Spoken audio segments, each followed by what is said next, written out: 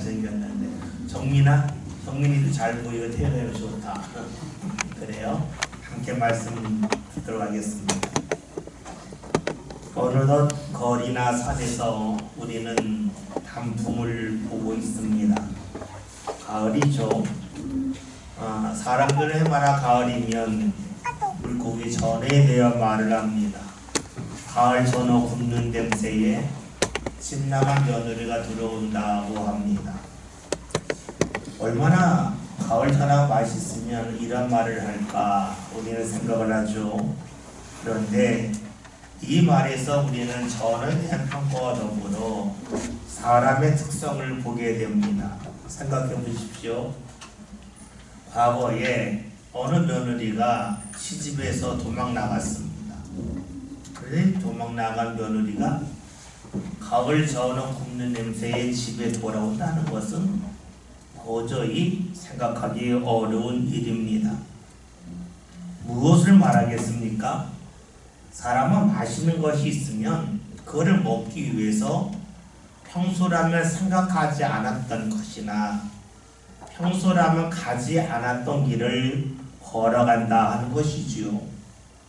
여러분 그렇지 않습니까?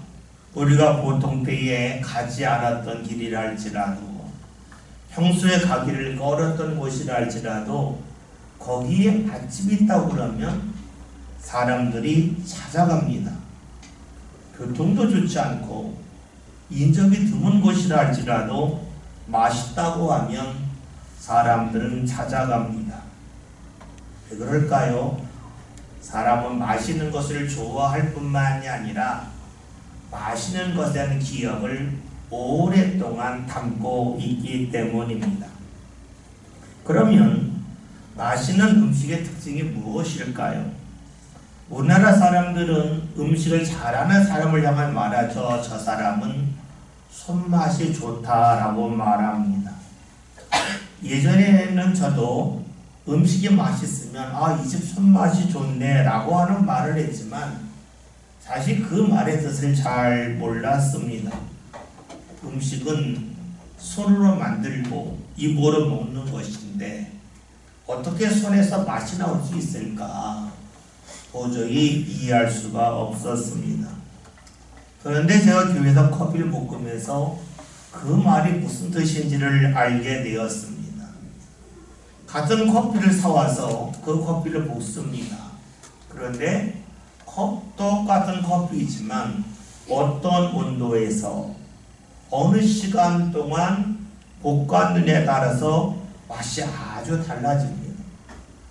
같은 재료인데 어떠한 과정을 겪었느냐에 따라서 맛이 확연히 달라지죠.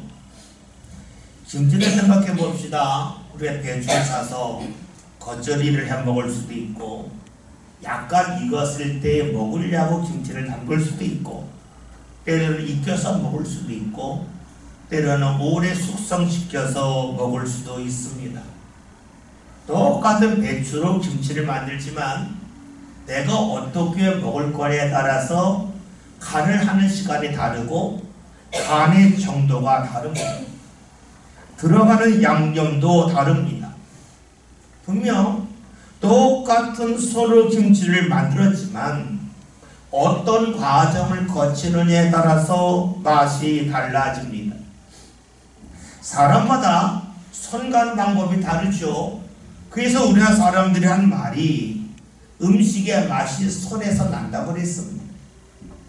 손에서 음식의 맛이 흘러나오는 것이 아니라 손으로 음식을 만드는 과정 속에서 음식의 맛이 달라지는 것을 말하는 것이죠. 그렇습니다. 똑같은 재료이지만 어떻게 조리하느냐에 따라서 음식의 맛이 달라집니다. 값비싸고 귀한 재료를 할지라도 요리 방법이 좋지 아니하면 형편없는 맛이 나고만 합니다. 반면에 재료가 평범하고 또 때로는 사람들이 멀리하는 재료를 할지라도 조리하는 방법에 따라서 음식이 맛 있을 수도 있습니다. 여러분, 요리를 잘하는 사람을 손맛 좋은 사람이라고 말하죠. 손맛 좋은 사람의 특징은 자신이 만들려고 하는 음식의 재료를 잘 압니다. 그래서 그 특성을 살려갑니다. 다시 말하면 손이 가야 할 때 손이 가고, 그리고 음식을 만드는 과정 하나하나를 귀중히 여기면서 한 과정도 무시하지 않습니다. 요리를 잘하지 못하는 사람은 요리를 할 때에 재료에 별로 관심을 갖지 않습니다. 음식을 만드는 과정을 중요하게 여기지 않습니다. 때로는 한 과정을 뛰어넘기도 합니다. 그러면 음식의 맛이 크게 달라지죠. 음식의 맛이 손에서 나온다고 하는 것은 손의 움직임, 다시 말하면 밟아야 될 과정을 차근차근 밟아갈 때 비로소 맛있는 음식이 된다는 것이죠. 음식과 우리의 삶도 크게 다르지 않습니다. 맛있는 음식을 먹으면 즐겁듯이 우리의 삶에서도 맛이 나면 날수록 즐겁습니다. 우리 삶에서 맛이 나지 않으면 삶은 지루하고 따분하고 나중에는 힘들기도 하지요. 맛있는 음식을 만들려고 하면 조리 과정을 알아야 되고 그 과정을 하나하나 정확하게 밟아야 됩니다. 제대로 손이 가야 되겠죠. 우리의 삶도 역시 그러합니다. 우리의 삶에서 맛이 나려면 조리 과정을 알아야 되고 그 과정을 하나하나 밟아가야 됩니다. 그런데 우리의 삶이 요리와 비슷하지만 다른 것이 있습니다. 그것은 우리의 삶은 한 번 지나가면 돌이킬 수 없다는 거죠. 음식을 만들 때에는 똑같은 재료를 가져다가 반복적으로 만들면서 가장 좋은 조리 방법을 터득해 갈 수가 있습니다. 그런데 우리의 삶은 그러하지가 않아요. 우리의 삶에는 같은 재료가 하나도 없습니다. 세상은 계속해서 달라지기 때문이죠. 여러분이 지금 보고 있는 이 주위에 일어나는 일들과 한 달 전에 일어난 일은 아주 다릅니다. 한 달 전에는 거리에 단풍이 들지 않았어요. 근데 지금은 단풍이 들었습니다. 한 달 전에는 아침 저녁에 쌀쌀하지 않았어요. 근데 지금은 쌀쌀해지고 기온이 뚝 떨어졌습니다. 이런 말을 하면 이렇게 묻는 분이 계셔요. 그러면 1년 전과 지금은 똑같지 않습니까? 1년 전에는 지금과 비슷한 기온이었고 비슷한 경치였음이라고 말할 수 있어요.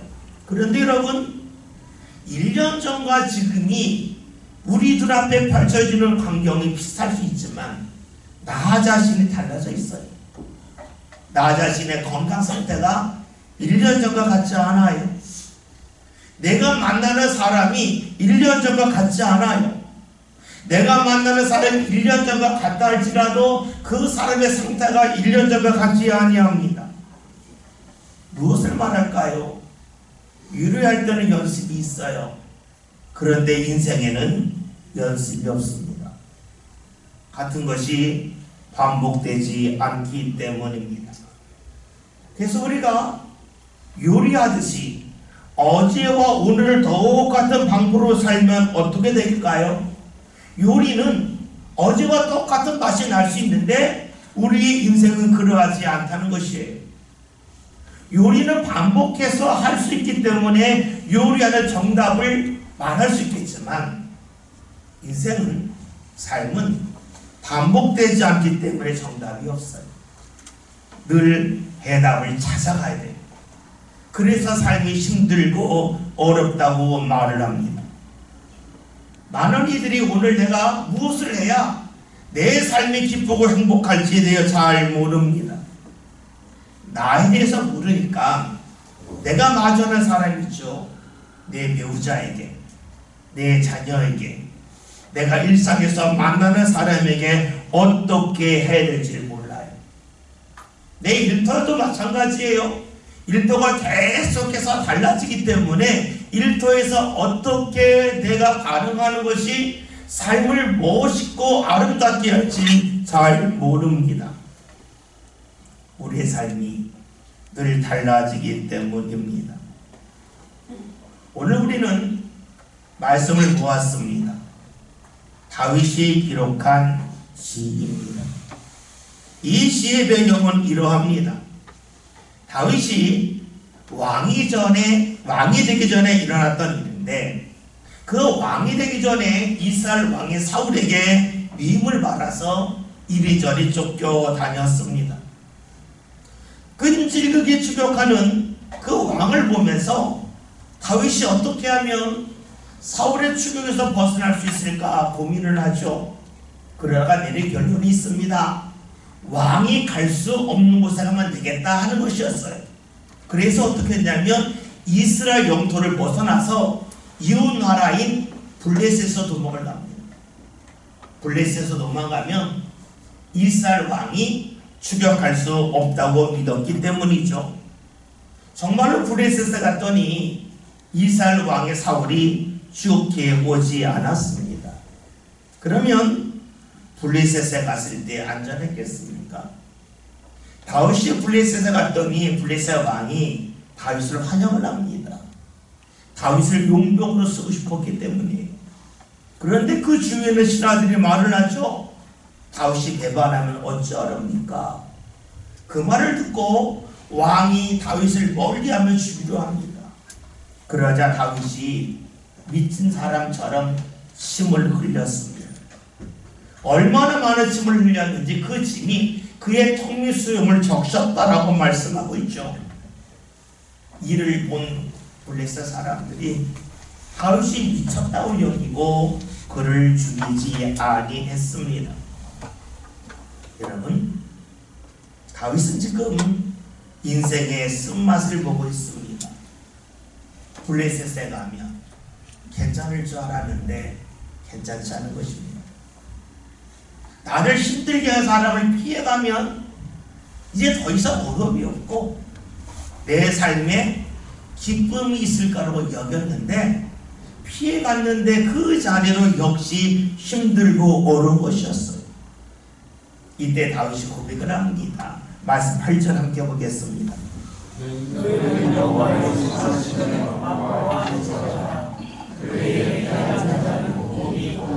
아멘. 다윗은 이스라엘에서도 블레셋으로 쓴맛을 보았습니다. 자신의 기대가 번번이 무너짐을 경험했죠. 전적에서 궁정을 세우면 사람들이 좋아하고 그를 높일 줄 알았는데 얼마 지나지 않아 왕의 시기로 인하여 죽을 위기를 겪었습니다. 다윗을 좋아하고 환영했던 왕이 그를 향하여 갑자기 손가락질하고 죽이려고 합니다. 다윗이 받아들이기가 힘들었습니다. 어제까지는 전혀 생각하지 못했던 일이 오늘 일어났기 때문입니다. 사실 우리도 이와 유사한 일을 많이 경험합니다. 어제 도저히 생각할 수 없는 일들이 오늘 내 삶 가운데 일어나면서 삶 가운데 크게 내가 실망하고 당황할 때가 있죠. 이때에 다윗이 하나님 앞에 고백을 합니다. 노래를 합니다. 그것이 무엇이죠? 오늘 8절 말씀, 여호와의 선하심을 맛보아 알라는 말씀입니다. 여호와의 선하심에서 선하심을 영어 성경에서는 굿이라고 했습니다. 좋다는 겁니다.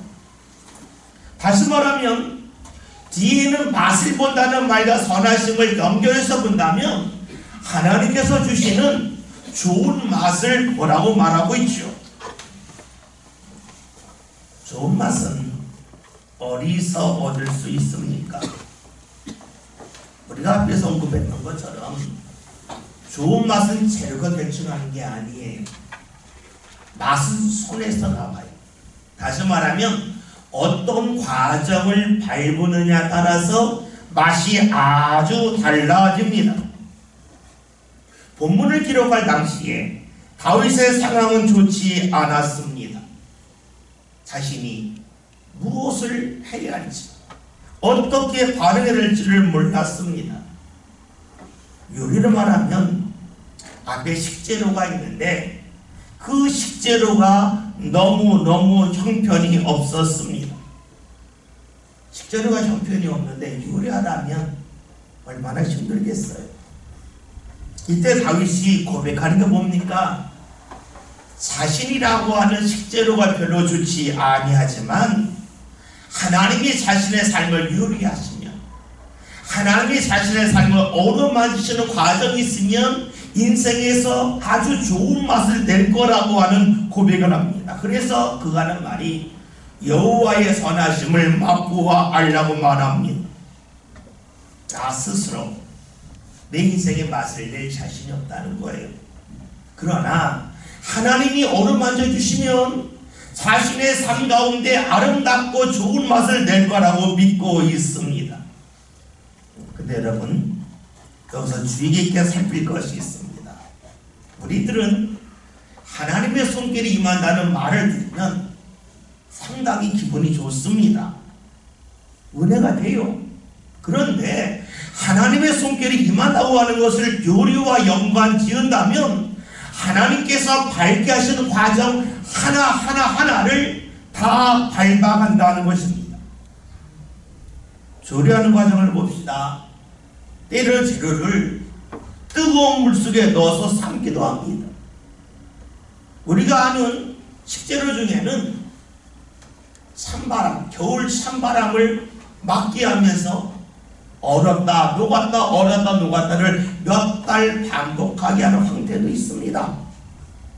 때로는 숙성시키기 위하여 그 재료의 겉면이 좀 상하도록 그냥 내버려 둘 때가 있습니다. 그 부분을 잘라내고 그 안에 있는 부분을 사용하기 위함이죠. 여러분, 그래요.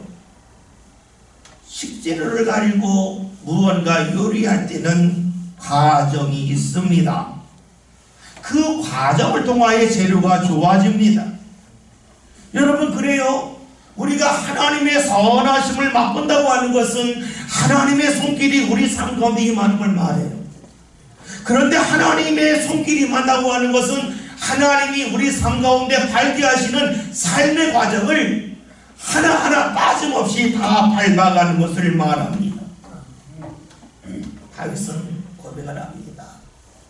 지금 자신의 삶이 식재료로 말하면 너무 형편없이 힘들다는 거예요. 그러나 하나님의 손길이 임하면 자신의 삶 가운데 지금까지 경험할 수 없는 선한 맛, 좋은 맛을 낼 수 있는데, 그러기 위해서는 하나님의 손길을 따라가는 과정이 필요함을 말합니다. 8절을 다시 좀 한번 볼까요?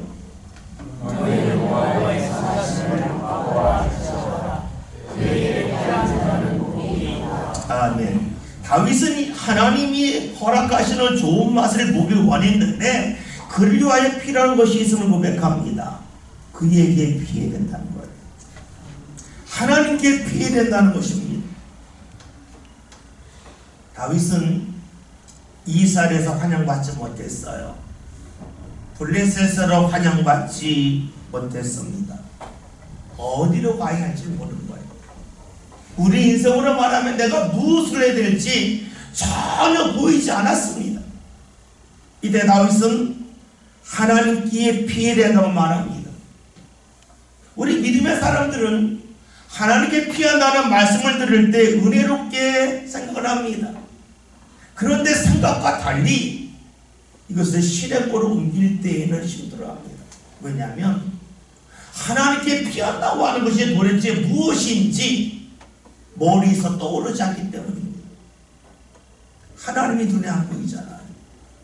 눈에 보이면 몸으로 옮겨가면 되는데 하나님이 눈에 안 보이는데 하나님께 피하라 하니까 피한다는 말씀은 좋은데 그 말씀이 어떻게 내 삶 가운데 이루어질지에 대해서는 도저히 생각할 수가 없습니다. 우리 피한다고 그러면 공간을 떠올리죠. 그런데 하나님이 눈에 안 보이는데 그 공간을 어리라고 말할 수가 없겠지요. 그리고 말씀을 읽을 때에 그에게 피하는 자, 하나님께 피하는 자가 복이 있다 그럴 때에 피한다는 말씀에 초점을 맞출 필요가 있습니다. 더운 여름 따가운 햇볕이 아주 뜨겁게 내리칠 때가 있습니다. 우리는 햇볕을 피하여 나무 그늘 아래로 들어갑니다. 나무 그늘 아래로 들어갈 때에 우리가 원하는 그늘은 내 머리만을 가리울 수 있는 그늘이 아닙니다. 내 온몸을 가리울 수 있는 그늘을 향하여 옮겨갑니다. 생각해보세요. 그늘을 갔는데 머리는 가리웠는데 등은 햇볕이 내리쳐요. 그러면 그늘이라고 말하기 어렵겠죠. 그럼 모자예요. 하나님께 피한다고 하는 것은 여기서 무엇인지 알 수 있습니다. 여름에 강한 햇볕이 내리칠 때 우리가 그늘을 피한다고 하는 것은 내 몸이 완전히 그늘 속에 들어가는 거예요.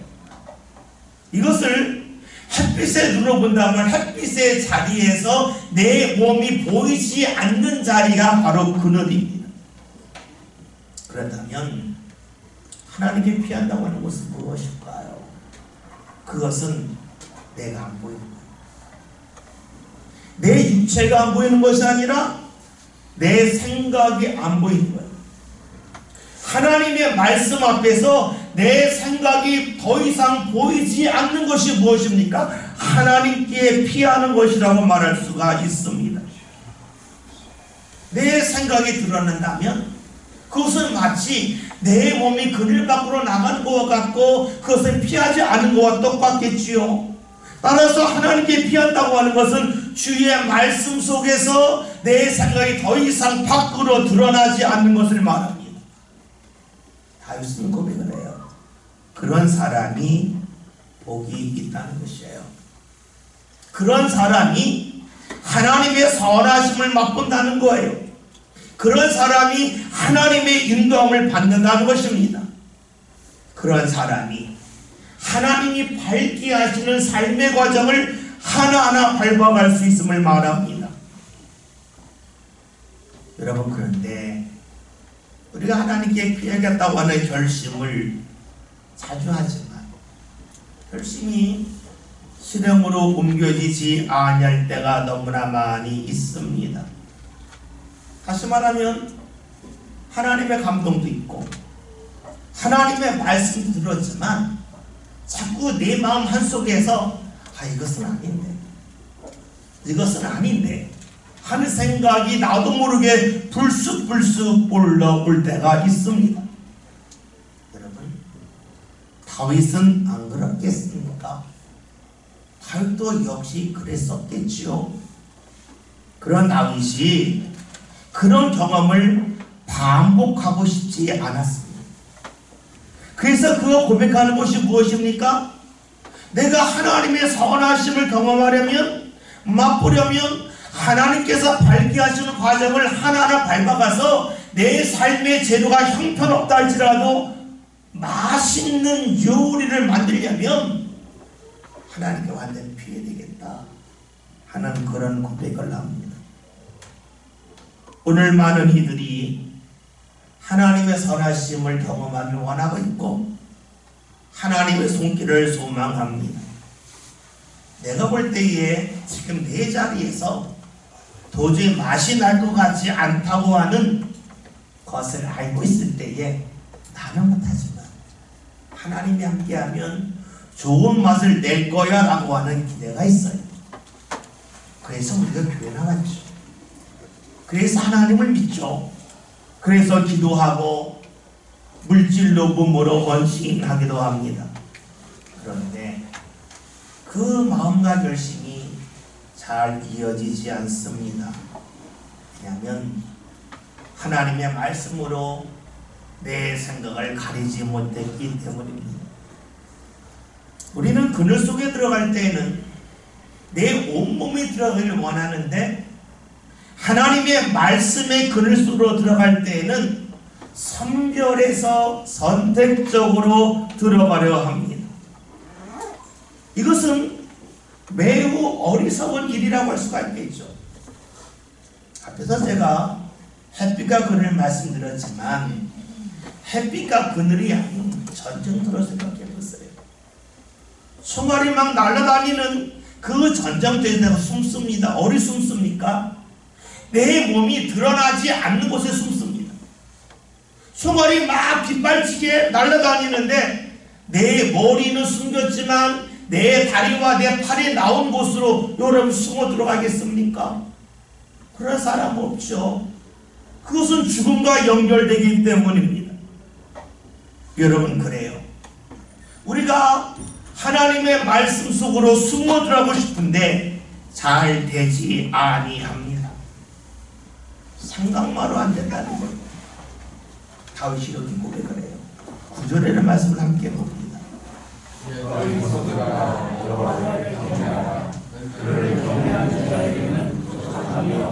아멘.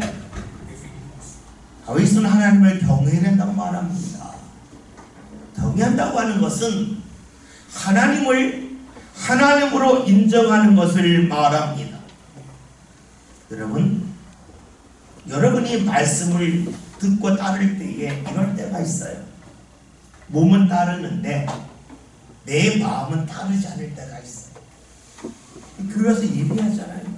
몸은 왔어요. 내 마음은 안 왔어요. 찬송할 때 찬송을 안 해요. 말씀을 때 딴 걸 봐요. 딴 생각이 들어요. 그래도 내가 왔잖아. 스스로 위안할 때가 상당히 많이 있습니다. 여러분, 우리가 말씀 속에 내 몸은 왔지만 내 마음이 안 움직일 때가 있어요. 왜 그럴까요? 그것은 말씀을 따랐지만 말씀을 따른 결과가 눈에 안 보이기 때문에 그래요. 이런 거예요. 여러분이 하나님의 말씀을 한 번 따를 때마다 내 삶 가운데 한 가지씩 변화가 나타나면 말씀 지킨 게 신이 나요. 즐거워요. 내가 한 번 찬송할 때 기쁨이 하나가 보였고, 내가 기도할 때 없던 것이 하나 생겼고, 내가 말씀을 따랐을 때에 열리지 않았던 길이 하나가 열렸어요. 그러면 신이 나서 기도하고 찬송하고 말씀을 봅니다. 근데 문제는 나는 할 것 같은데 결과가 눈에 안 보이는 거예요. 나는 나름대로 교회에서 예배했는데 내 삶 안에 변화가 안 보여요. 난 나름대로 열심히 기도한 것 같은데 아무런 일도 나타나지 않아요. 어떤 마음이 듭니까? 몸은 습관적으로 오지만 마음에서는 주님을 믿고 따르는들 무슨 변화가 있을까 하는 마음이 들면서 몸은 왔지만 기대마저 없어져요. 우리 잘 아는 말씀 중에 이스라엘이 여리고성을 점령하는 말씀이 있어요. 익히 알고 있듯이 이스라엘 사람들이 하나님의 말씀에 따라 여리고성을 6일 동안 한 바퀴씩 돌고 7일째 7바퀴 돌았어요. 총 13바퀴 돌았어요. 한 바퀴 돌 때마다 산술적으로 말하면 성이 13분의 1씩 무너져야 돼요. 그러면 성을 돌 때 신이 나, 하나님 함께 하신다 신이 나요. 그런데 한 바퀴 돌 때마다 13분의 1씩 무너지지 않았어요. 말씀을 다 지킬 때, 즉 13바퀴 돌을 때 우르르 무너졌어요. 우리 하나님을 물을 수 있어. 하나님 위왕이면 내 생각에 맞춰서 13분의 1씩 무너지게 하시지. 이게 뭡니까? 할 수 있어요. 그런데 생각해 봅시다. 성을 한 바퀴 돌 때마다 13분의 1씩 무너졌으면 여리고성 사람들이 어떻게 했을까요? 다 도망갔겠죠. 거기 있는 것이 다 사라졌겠죠. 다 불지되었겠죠. 왜요? 그들도 알기 때문에 그래요. 하나님이 하시는 일은 믿음의 사람이 볼 수 있는 거예요. 왜냐하면 하나님은 우리가 하나 할 때에 하나 역사하시는 게 아니에요. 하나님의 말씀을 충분히 따랐을 때에 어느 날 모든 것을 이루어 주십니다. 오늘 말씀이 그런 말씀이에요. 하나님의 말씀을 지킨다고 하지만 몸만 오고 마음은 오지 아니하는 이들에게 말씀하고 있습니다. 하나님에게 피하려면, 정말로 주님을 믿는다면 하나님을 경외해야 돼요. 하나님을 하나님으로 인정하라라고 말씀하고 있습니다. 이것은 말씀을 따랐지만 눈에 보이는 변화가 없다 할지라도 계속해서 주를 따르는 것을 말하지요. 그러니 이들에게 주께서 어떤 은혜를 허락하시는가? 9절 다시 한번 봅니다. 너희 성도들아 여호와를 경외하라. 그를 경외하는 자에게는 부족함이 없도다. 아멘. 우리 말씀을 읽으면서 하나님을 정말로 믿으면 부족함이 없습니까? 라고 하는 질문을 할 수 있습니다. 여러분 봅시다. 부족하다고 하는 것이 절대적입니까? 상대적입니까? 여러분에게 돈이 부족하다 할 때에 그게 절대적입니까? 상대적입니까? 여러분에게 힘이 부족하다 할 때 그것이 절대적입니까? 상대적입니까? 만약에 오늘 말씀을 우리가 생각하는 대로 본다면 내가 하나님을 믿고 믿으면 하나님을 경외하면 내가 힘이 부족하지 말아야 돼요. 어제보다 힘이 떨어지면 안 돼요. 내가 하나님을 믿는 순간에 내 힘이 내가 체력적으로 가장 좋을 대로 돌아가야 돼요. 그래야 부족함이 없는 거예요. 그런데 그런 일은 일어나지 않습니다. 그러기에 우리들은 내가 하나님을 경외했는데 여전히 부족합니다. 건강이 부족하고 물질이 부족하고 그리고 삶이 어렵다고 말을 합니다. 그런데 여러분, 하나님을 경외함을 통하여 우리 삶 가운데 부족함이 없다고 하는 것은 무엇을 말하겠습니까? 여러분 힘들 때가 있죠. 정말 아무것도 하기 싫을 때가 있어요. 그런데 그때에 여러분에게 손주가 있다면 손주가 좀 웃어요.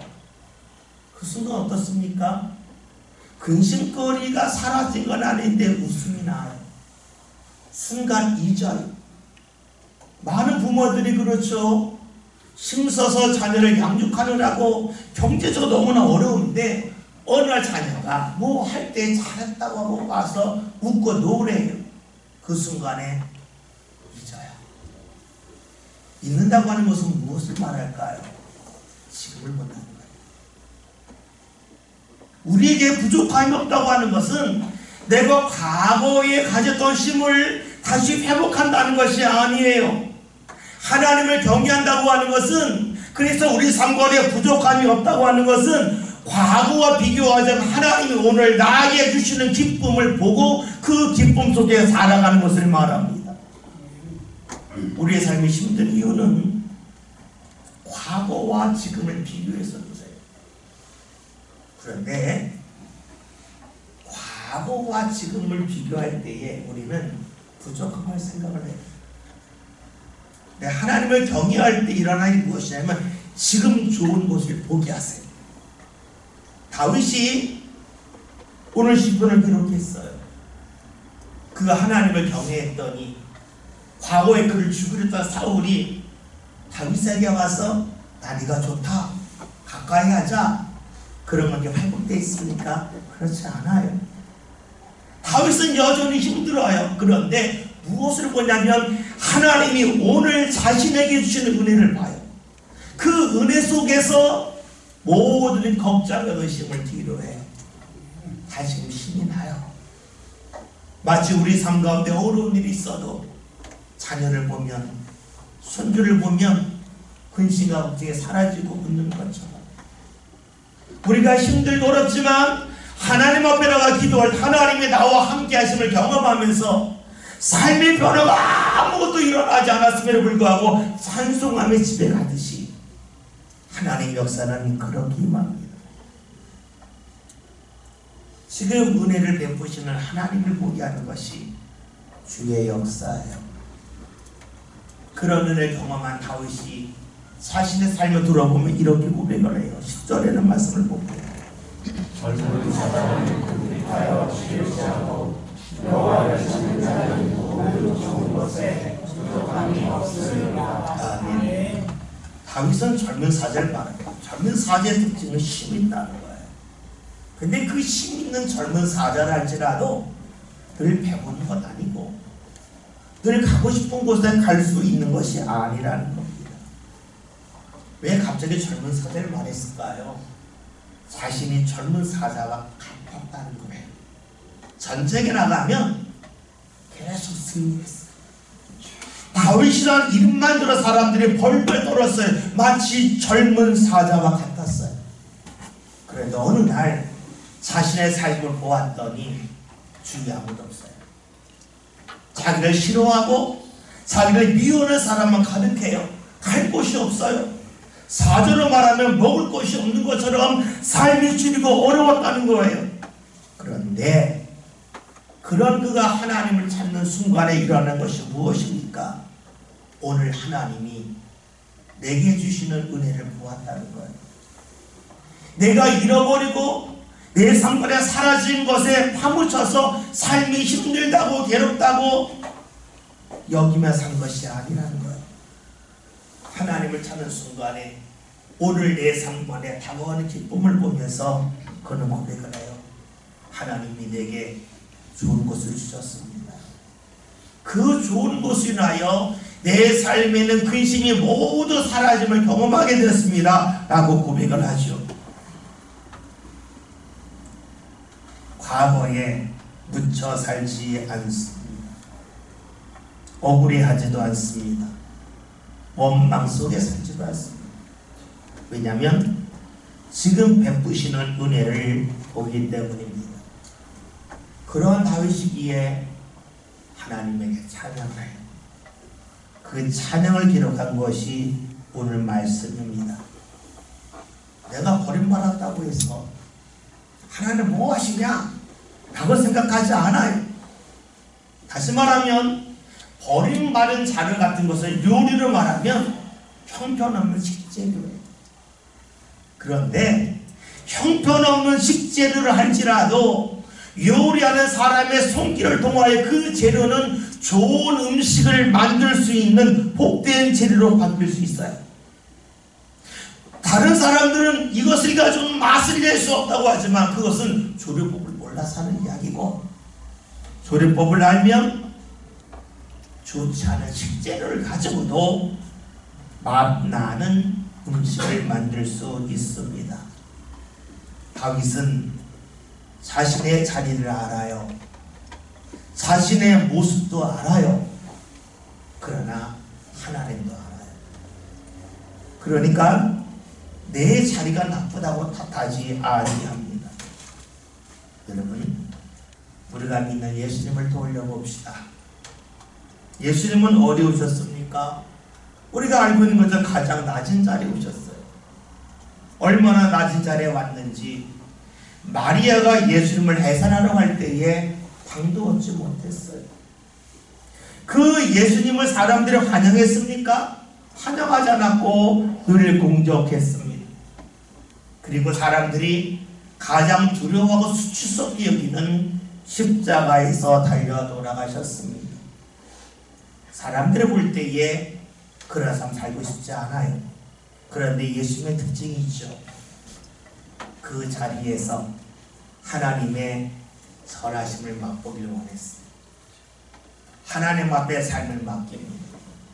우리가 잘 아는 예수님의 마지막 말씀이 누가복음 23장 40절 이렇게 말씀합니다. 아버지, 내 영혼을 아버지 손에 부탁합니다. 내 자리가 형편없지만 아버지께서 나를 어루만지시면 내 모습이 달라질 겁니다. 내가 처해 있는 형편이 실제로 말하면 형편없지만 주님의 손길이 임하면 내 삶에서 아름다운 맛을 낼 겁니다. 예수님의 고백이에요. 그 예수님은 죽음의 자리에서 하나님의 손길을 통하여 부활하십니다. 그리고 온 인류를 죽음에서 건지는 생명의 양식이 되셨습니다.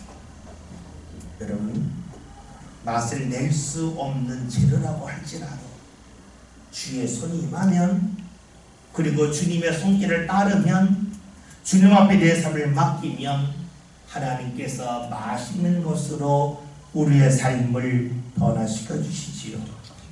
오늘 추수감사주일입니다. 여러분들이 내가 가슴이 별로 없는데요, 실제로 말하면 저는 형편없는데요 라고 말할 수 있어요. 잊지 맙시다. 실제로는 누가 만지느냐에 따라서 아주 다른 요리가 나와요. 하나님이 우리의 삶을 어루만지시고, 그리고 주를 주로 믿고 따르면 오늘 내 삶과 내 기쁨을 보게 하실 겁니다. 오늘 말씀 제목이 맛있는 추수입니다. 여러분, 재료가 좋기 때문에 맛있는 것이 오는 건 아니에요. 재료가 좋지 않아도 손길, 어떤 손길 간에 달라지죠. 저와 여러분이 주의 손길을 사모합시다. 그리고 주를 주로 믿고 따릅시다. 그래야 우리의 삶이 형편없는 재료처럼 보여도 주께서 우리 삶 가운데 주시는 은혜와 기쁨을 가득한 저와 여러분이 다 될 수 있기를 주의 이름으로 기원드립니다. 살아계신 하나님, 오늘 저희들의 삶이 여기저기서 버림받는 다윗의 모습이라 할지라도, 요리를 말하면 형편없는 숙제를 할지라도